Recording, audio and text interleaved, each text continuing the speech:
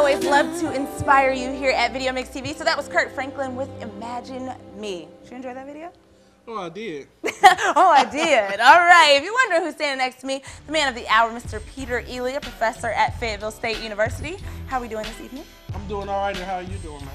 You know, I'm doing bright lights, cameras, you know. Action. Action, there you go.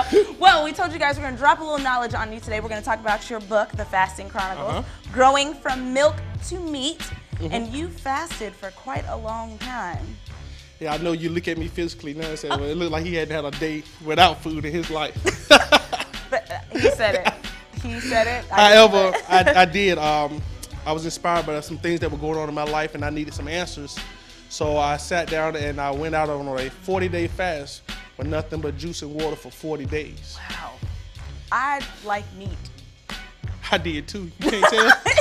I'm a meat eater. Now with this fast, it was spiritual and of course, you know, just a standard fast with no food, or well, no meat, if you will. And you say you were going through things in your life that made you want to do it. Now, going through this entire 40 days, what kind of feeling did you have? Because I know a lot of people are like, how do you go without any food on purpose? Like, what did you feel? Were you gaining some sort of empowerment?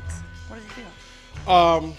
What I felt was there were some things I needed to get some answers about and some focus, so I was seeking God and praying about some different things in my life. A 40-day fast, I mean, everybody, you know, you need to eat to live, but to do that for a extended period of time means that you're really focused on something. Okay. And with that focus on that, I just abstained. I was like, well, I'm not going to eat anything until I get some answers. Okay. It was either, you know, if I perish, I perish. Okay. That's the point I was in my life, that these situations, these issues were starting to get me down to a point I needed to have some answers right then. And what it allowed me to do is realize that God had already given me a lot of the answers that I was seeking. But what I found out was that I had to take me through to get to that point to allow those answers to come out of me. You know how people say that thing's always been under your nose?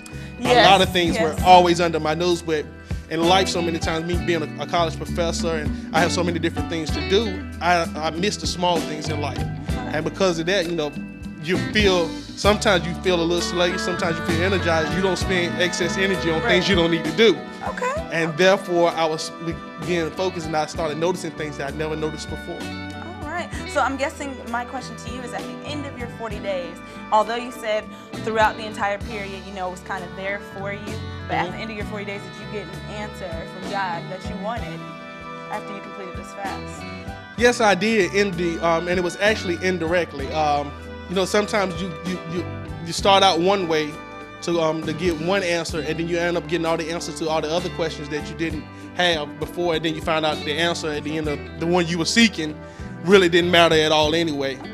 So it was a lot of different things that I picked up, a lot of wisdom that God had given me through the years, and some things that I was able to reflect on. And by stopping, and I actually started a Facebook blog about it. Wow. And that's what happened. This is how the book kind of came about, in that right here. In that what happened was I was sharing just my experiences with my friends on a day-to-day basis, and it started getting so many hits on Facebook, and people were inspired by it. And a lot of people asked the question, well, what is a fast? Why would I want to do a fast? Right. And I just opened up a window to my life. It's unedited, it's raw.